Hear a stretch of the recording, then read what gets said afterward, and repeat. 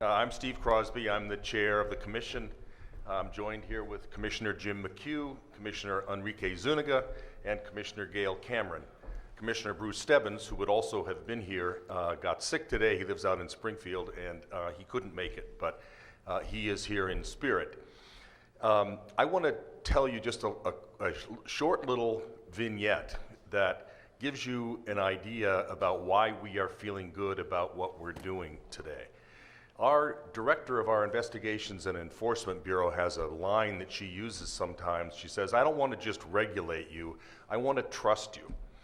Meaning, we are looking for companies to work with in Massachusetts that we can trust, that we feel good about, that we think bring the kinds of values that we have and that our enabling legislation has, and that the legislature was looking for.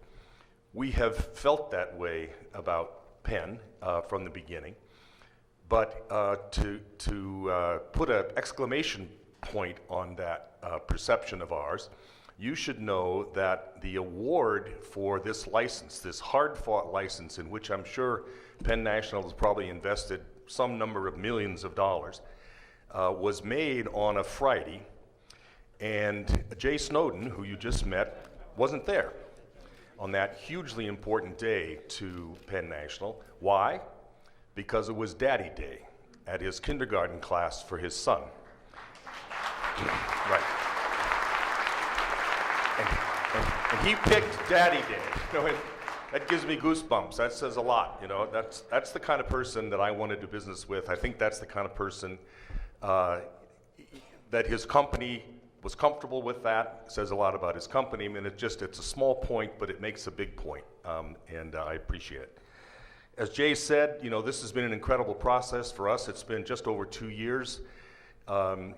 We had a two-phase process. Well, we had a many-phase process. We had to start an organization, we had to hire staff, we had to get office space, we had all that to do.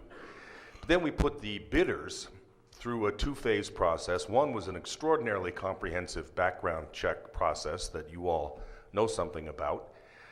Penn National passed with flying colors, but as you know, there were some issues that we discovered under the prior ownership here. And a couple things are important in that. First of all, we did our job. We found some problems and we identified the problems. The former owners responded. The town responded. The town manager and its supporters were immediately aggressive in trying to figure out a way to go forward. That could have died. The whole thing could have died right there. But the town didn't want it to die. The prior owners didn't want it to die. And Penn National didn't want it to die. And those parties coordinated, but I will say so did we. It was important to us that if it was possible for Plainville to have a shot, we wanted to give it to them.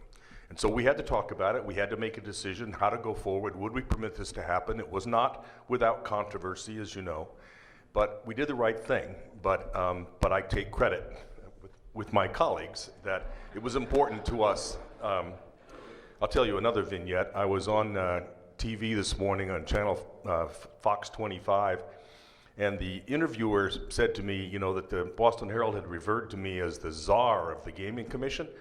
He said, "I watched the voting for the slots parlor. You're not the czar. You know, you're just one lousy vote out of 5. And that's right."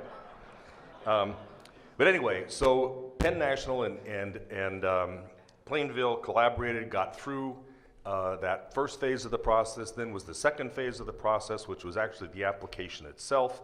Thousands of pages of material, extremely well done. And that, as Jay and Eric have said, was a very competitive process. There were other very, very solid bidders involved. It was a very tough decision. It had to be a great presentation by a great company to win. And all of the commissioners said, we can't go wrong here. And we feel now like we have got a great company in a great situation with a great opportunity to maximize what this is all about, which is jobs and economic development and revenue to the Commonwealth. And as Jay said, we're now, so to speak, off to the races. The jobs and the revenue are starting. They've already held job fairs. They've already held procurement fairs. They have I think you have a contractor, Turner, and you're looking for subcontractors now. They're reaching out to minority businesses, veterans businesses, women's businesses. In fact, I think there's a minority vendor conference on the 25th of March. It's happening. The jobs were saved, the jobs are coming, the money will be coming to the town and to the Commonwealth. That's what this was all about. Yeah, thank you.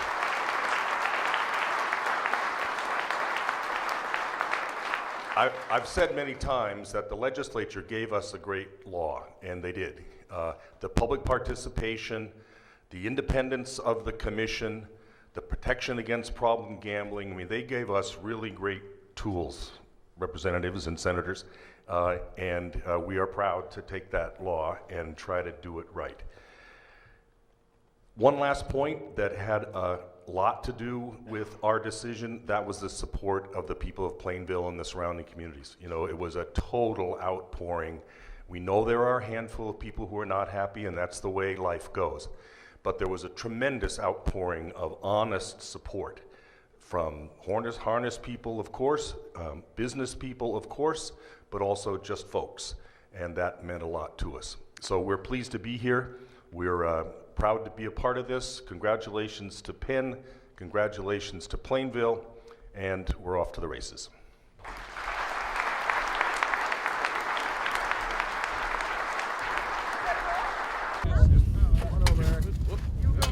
Okay, so we're gonna try to go for the dry stuff. So on three, a little lighter. On three, we're gonna just throw the pile forward. Look up. Just don't hit the camera. On the count of three, everybody look Hang up on, and shovel your dirt. right. 1, 2, 3. Yeah.